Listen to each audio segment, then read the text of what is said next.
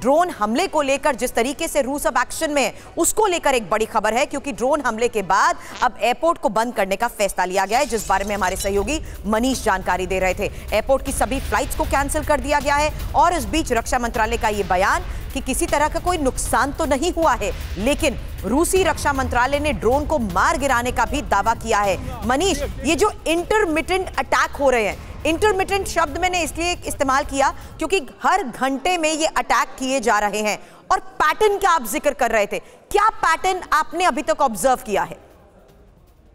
देखिए, सबसे पहली बात तो है कि ये ड्रोन कहीं यूक्रेन की सीमा से नहीं आ रहे हैं, मॉस्को के आसपास इसको लॉन्च किया जाता है। ज्यादा चांसेस ये है कि इनको गाड़ी में भरकर लाते हैं और फिर किसी जगह पर तुरंत असेंबल करके आप लॉन्च करते हैं और फिर वहां से आप हट जाते हैं। तो इसलिए लोकल सपोर्ट इसमें बहुत इन्वॉल्वमेंट है। अब वो लोकल सपोर्ट रूसी भी हो सकते हैं, वो लोकल सपोर्ट वो तमाम यूक्रेनियन लोग जिन्होंने अभी हाल ही में रूसी नागरिकता हासिल की है, जिनके पास रूसी पासपोर्ट है और जो मॉस्को आराम से आते जाते हैं, वो उसमें भी से लोग हो सकते हैं। अब सबसे बड़ी बात देखिए क्या है कि ड्रोन का अटैक आज की तारीख में न केवल रूस के लिए, पूरी दुनिया की सरकारों के लिए एक बड़ा चैलेंज है। याद करिए, जिस जमाने में कि आतंकी टिफिन में बम रखकर छोड़ भीड़ बाजार में भाग जाते थे, ये कैसे संभव हो सकता है मनीष? ये संभव कैसे हो सकता है, यही समझने की कोशिश कर रहे हैं। कितना बड़ा फेलियर क्या है ये, क्या रूसी सिक्योरिटी का? हालांकि ड्रोन हमले को रूस फिलहाल आतंकी हमला जरूर बता रहा है। ये एक और बड़ी खबर हमारे पास है, जहां मॉस्को में कई जगह पर ड्रोन से जिस तरीके से हमले हुए हैं, रूसी रक्षा मंत्रालय का इसको लेकर बयान सामने आ रहा है और ड्रोन हमले को वो असफल भी जरूर बता रहा है। लेकिन ओडेनत्सोवा और नाफ्रोफोर्मिस्क में ड्रोन को अब तबाह किए जाने का भी दावा किया जा रहा है। Sanjay Soisar, major general retired Sanjay Soisar, रक्षा विशेषज्ञ के तौर पर आपसे मैं सबसे पहले ये समझना चाहूंगी, ये कैसे संभव हो पा रहा है कि बॉर्डर एरियाज तक वो डिप्लॉयमेंट करने में भी कामयाब रह रहा है, और एक जगह ऐसी पोजीशनिंग कि अब सीधा मॉस्को सिटी पर वार, वो भी रूस की जमीन से। एक बहुत बड़ा चैलेंज है, क्योंकि देखिए ड्रोन को गिराना इतना आसान नहीं होता है, उसका रडार में नहीं आता है। और जिस प्रकार से अभी मनीष जी बता रहे थे, मैं भी इस चीज से पूरी तरह सहमत है। मैं यही बताने वाला था कि जो डिस्टेंस है यूक्रेन से लेकर मॉस्को तक का, वो वहां तक ड्रोन पहुंचना संभव नहीं है।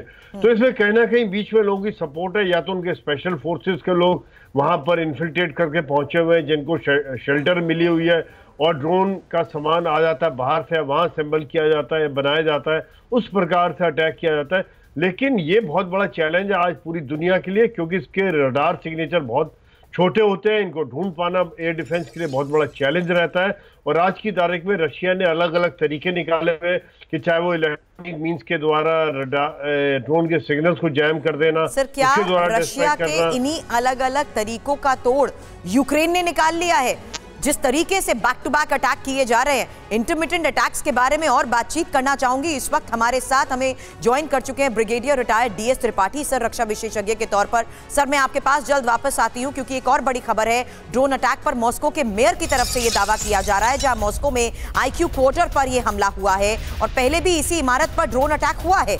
17वीं फ्लोर पर यह ड्रोन अटैक हुआ था, जिसके बारे में हमारे सहयोगी मनीष थोड़ी देर पहले हमें जानकारी दे रहे थे। और 17वीं मंजिल पर रूस का ये एक अहम दफ्तर है, डिजिटल ट्रांसफॉर्मेशन मंत्रालय का ये ऑफिस। अब जिस तरीके से सर इसे टारगेट किया जा रहा है, ये कैसे त्रिपाठी सर संभव हो पा रहा है कि एक ऐसी जगह पर पोजीशनिंग ले ली गई है कि अब कमर्शियल बिल्डिंग्स पर वार हो रहा है? सरकारी इमारतों को 48 घंटे के अंदर बैक टू बैक टारगेट करना आसान हो गया।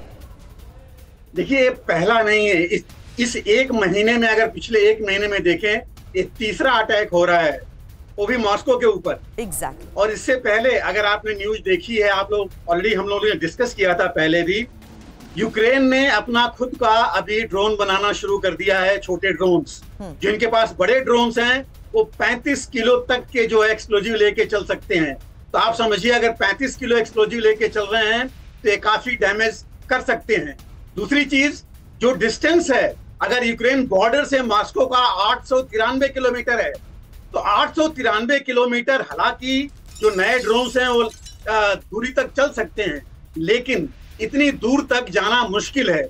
इसलिए लग तो यही रहा है कि विद इन मॉस्को के आसपास, या हो सकता है जो यूक्रेन मॉस्को का बॉर्डर है रशिया का, उसमें जो है उसने घुसपैठ करके, और यूक्रेन वहां से जो है संचालित कर रहा है इन ड्रोन्स को।